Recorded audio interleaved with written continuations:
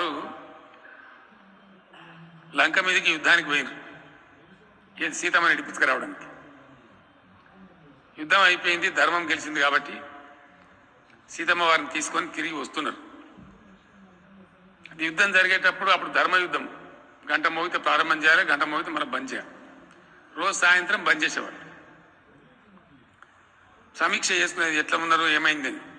ఒకరోజు రాముల వారు తన సైన్యాధిపతులతో కూర్చొని మాట్లాడుతుంటే వాళ్ళు చెప్పారు, సార్ మన సైడ్ ధర్మం ఉన్నది, ఎటు చేసి మనం గెలవాలి, మరి రాక్షసులు పెద్దగా ఉన్నాయి, మన సైన్యం ఏమో కోతలైపోయినాయి, ఎట్లనే చేసి గెలవాలి సార్ నువ్వు ఆలోచించాలంటే, నా దగ్గర రామబాణం ఉందా, రామబాణం వేస్తే అందరు చచ్చిపోతారు, కానీ అందరు చచ్చిపోవడం కరెక్ట్ కాదు, అది సృష్టి నియమానికి విరుద్ధం, ఏం చేయాలంటే నువ్వే దేవుని నువ్వు ఎట్లన్నా సంభాలించుకో, మొత్తం మీద మనం గెలిచినట్టు చేయమని చెప్తే శ్రీరాముల వారు ఆ బాణం తీసి రామబాణం వేసిన రావణాసురంతో సహా మొత్తం చచ్చిపోయింది.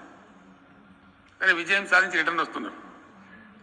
కొద్ది దూరం వచ్చేటప్పటికి మధ్యలో ఎవరైతే సగం ఆయుష్తో చచ్చిపోయినటువంటి అర్ధ ఆయుష్తో చచ్చిపోయినటువంటి రాక్షసులున్నారో వాళ్ళందరూ ఎదురు తిరిగిండ్రు. అయ్యా శ్రీరామచంద్రమూర్తి, మరి నువ్వు రామబాణం వేస్తేవి, దాన్ని గౌరవించి మేమంతా చచ్చిపోతుంది, మరి మా సగం ఆయుష్ సంగతి ఏంది?